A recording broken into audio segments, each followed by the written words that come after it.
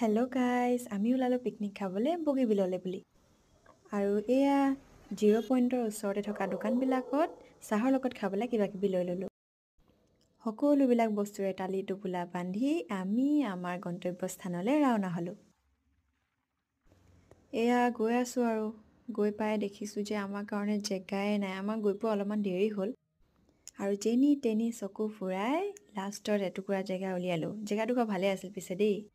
আৰু গৈ পাই সকলোৱে ভাগে ভাগে কামত ধৰিলোঁ, কাৰণ খানাৰ কথা আছেতো। পিকনিক গৈ যদি খানাই নাখাওঁ কিহৰ পিকনিক আৰু, হয়নে? কিবা কিবি মিক্স কৰি চাহ খাই আৰু সেইফালে মাংস বনাবৰ কাৰণে দৌৰ মাৰিলোঁ। বগীবিলত সাধাৰণতে মানুহৰ সমাগম এনেও থাকে, আজি পিছে আৰু বেছি দেখিলোঁ। সকলোৱে পিকনিক খাবলৈ আহিছে, নিজৰ নিজৰ ভাগে নাচিছে, গাইছে, গান বজাইছে, মুঠতে সকলোৱে ফূৰ্তি কৰিছে। এইফালে আমাৰ মাংস কেৰাহীত পৰিছে দেই। সকলোৱে কমলা খাই এয়া মাংসখিনি, মানে এইখিনি ব্ৰইলাৰ মাংসখিনিও মেৰিনেট কৰি লৈছোঁ।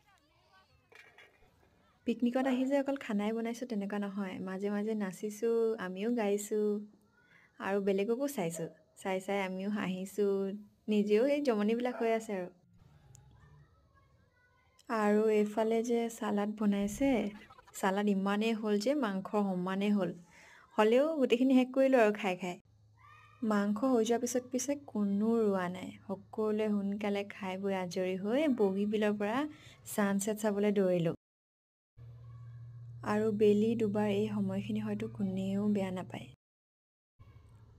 বগীবিলৰ পৰা যে ইয়াৰ ভিউটো চাবলৈ আৰু বেছি ধুনীয়া হয়। ইয়াৰ চৰাইখিনিও নিজৰ নিজৰ ঘৰলৈ উভতিছে আৰু সন্ধিয়া হৈ আহিছে। সেই গতিকে আমিও জুই একুৰা ধৰি আমাৰ যিবোৰ ৱেষ্টেজ আছিলে সকলোবিলাক পুৰি পেলালোঁ, কাৰণ পিকনিক খাবলৈ গৈ জেগাডোখৰটো লেতেৰা কৰি থৈ আহিব নোৱাৰোঁ। সন্ধিয়াটো তাতে উপভোগ কৰি আমিও ঘৰলৈ বুলি উভতি। এয়া আজি আমাৰ পিকনিকৰ মিনি ভ্লগ। চাই কেনেকুৱা পালে জনাব, আৰু আপোনালোকেনো পিকনিকলৈ গৈছেনে নাই সেয়াও জনাবলৈ নাপাহৰিব।